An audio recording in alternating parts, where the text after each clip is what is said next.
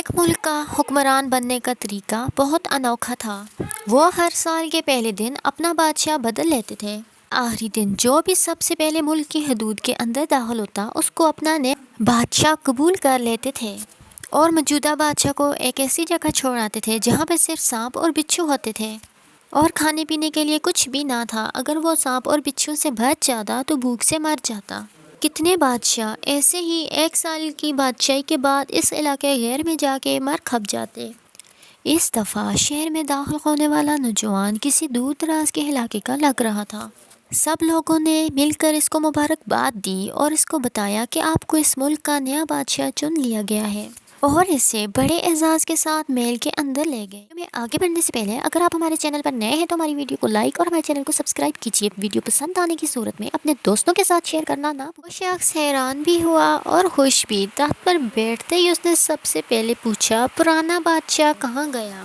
تو درباریوں نے اس ملک کا قانون بتایا کہ ہر سال کے نئے دن پرانے بادشاہ کو جنگل میں چھوڑ دیا جاتا ہے اور نیا بادشاہ چن لیا جاتا ہے۔ یہ سنتے ہی وہ ایک دفعہ تو پریشان ہوا، لیکن پھر اس نے اپنی عقل کو استعمال کرتے ہوئے کہا کہ مجھے اس جگہ لے کر جاؤ جہاں تم بادشاہ کو چھوڑ کر آتے ہو۔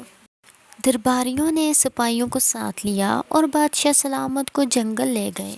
بادشاہ نے اچھی طرح اس جگہ کا جائزہ لیا اور واپس آ گیا۔ اگلے دن اس نے سب سے پہلے حکم دیا، محل سے علاقے غیر تک ایک سرسبز شاداب راستہ بنایا جائے، اور اس جگہ کے بیچوں بیچ ایک ایسی رہائش تعمیر کی جائے جس میں ہر قسم کی سہولت موجود ہو، اور اس کے ارد گرد خوبصورت باغ لگائے جائیں۔ بادشاہ کے حکم پر عمل ہوا اور تعمیر شروع ہو گئی۔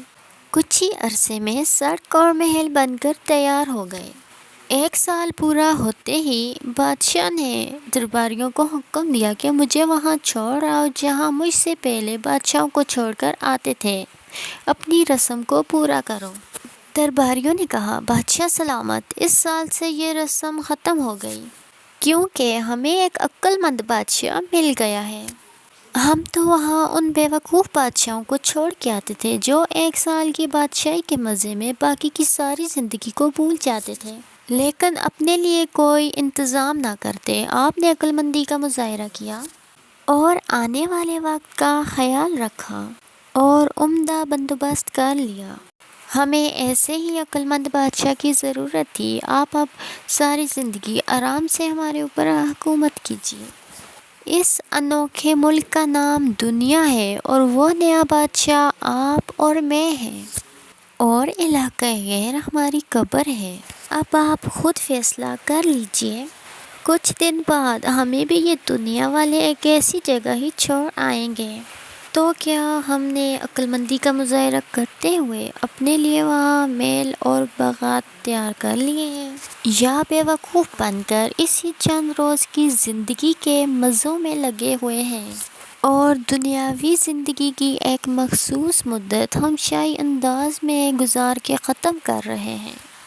ذرا سوچیے، آج بھی ہمارے پاس کرنے کے لیے بہت کچھ ہے، لیکن ایک وقت ایسا آئے گا کہ پھر پچھتانے کی بھی مہلت نہیں ملے گی۔